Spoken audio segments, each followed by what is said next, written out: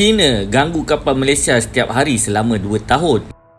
Sebuah badan bukan kerajaan Asia Maritime Transparency Initiative (AMTI) yang berpangkalan di Washington, Amerika Syarikat berkata gangguan oleh kapal-kapal milik kerajaan China terhadap kapal-kapal Malaysia berlaku hampir setiap hari selama 2 tahun. Memetik laporan daripada portal pertahanan Defence Security Asia, kapal-kapal milik kerajaan China bukan sahaja sewenang-wenangnya telah menceroboh perairan Malaysia, tetapi mereka turut melakukan gangguan kapal-kapal offshore milik syarikat tempatan yang beroperasi di lapangan minyak dan gas milik Petronas di Laut Cina Selatan.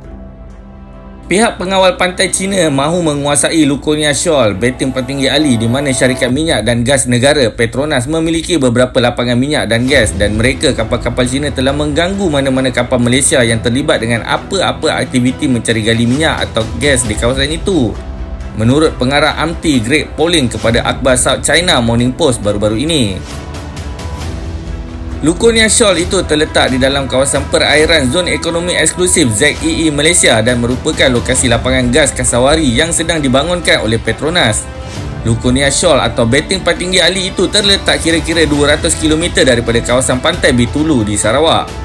Menurut Pauling lagi, kapal-kapal Cina itu akan mengganggu kapal-kapal offshore supply Malaysia yang membantu operasi pelantar-pelantar minyak milik syarikat negara di kawasan perairan itu. Kapal-kapal Cina berlega-lega dengan berbahaya dan secara sengaja menimbulkan risiko pelanggaran dengan kapal bantuan itu dengan tujuan supaya syarikat-syarikat pemilik kapal supaya tidak menerima kontrak di lapangan gas Kasawari, kata beliau. Jika kapal-kapal offshore Malaysia itu tidak mengalah terhadap gangguan daripada kapal-kapal pengawal pantai China, maka Beijing akan menghantar pula kapal penyelidiknya untuk melakukan kajian secara survey haram di perairan negara itu. Kehadiran kapal penyelidik Cina itu, kata Pauling, selalu diiringi oleh kapal-kapal pengawal pantai negara itu serta bot-bot militer maritimnya. Baru-baru ini, Menteri Luar Datuk Saifuddin Abdullah berkata Malaysia menjangkakan akan berlaku peningkatan insiden-insiden pencerobohan daripada kapal-kapal milik Cina terhadap perairannya selagi syarikat minyak dan gas negara beroperasi membangunkan sebuah lapangan gas besar di sana. Petronas membangunkan sebuah lapangan gas asli besar miliknya dinamakan Kasawari yang terletak di perairan Zon Ekonomi Eksklusif milik negara di luar perairan Sarawak. Perkara itu dinyatakan oleh Menteri Luar Datuk Saifuddin Abdullah di dalam webinar anjuran Foreign Policy Community di Jakarta.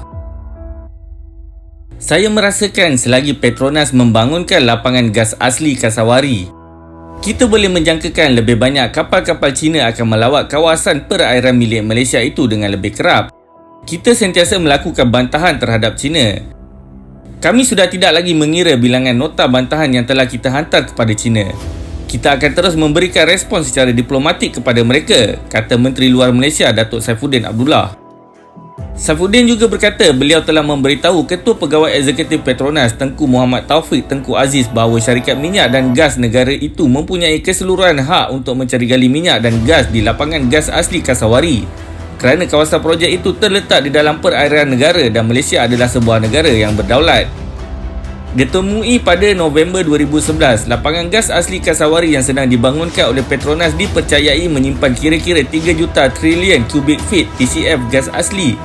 Dan lapangan gas itu kini sedang dibangunkan oleh syarikat minyak dan gas negara iaitu Petronas Cari Gali. Lapangan gas asli Kasawari itu dijangka mula beroperasi pada tahun 2023, di mana ia dijangka akan menghasilkan sehingga 900 juta kaki padu gas asli di dalam sehari. Ketua Pegawai Eksekutif Petronas dalam satu temu ramah dengan agensi berita Reuters awal bulan ini berkata projek pembangunan lapangan gas asli Kasawari akan memastikan Malaysia kekal menjadi antara 5 negara pengeksport terbesar gas asli di dunia. Kenyataan oleh CEO Petronas itu menunjukkan bahawa lapangan gas asli Kasawari sememangnya menyimpan gas asli yang amat banyak dan bernilai tinggi, sehinggakan ia menarik perhatian China. Kementerian Luar Malaysia telah memanggil Duta Besar China sebanyak 2 kali pada tahun ini, dengan yang pertama berlaku selepas China menghantar 16 buah pesawat tenteranya untuk menceroboh zon maritim Malaysia ZMM dan terbang di ruang udara Beting Petinggi Ali sebelum berpatah balik. Pada Oktober lepas, negara sekali lagi memanggil Duta Besar China itu untuk menyatakan bantahan terhadap pencerobohan kapal-kapal penyelidik dan pengawal pantai negara itu di perairan ZEE Malaysia di Sabah dan Sarawak. Beijing mendakwa hampir 90% daripada keluasan Laut Cina Selatan itu sebagai milik mutlaknya.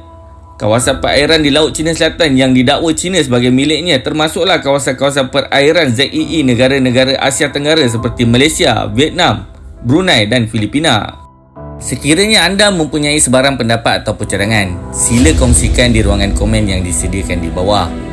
Terima kasih kerana menonton dan jangan lupa untuk menekan butang like, share serta subscribe demi menyokong kemajuan channel kecil anak tempatan. Assalamualaikum, salam kita berjumpa lagi insya-Allah.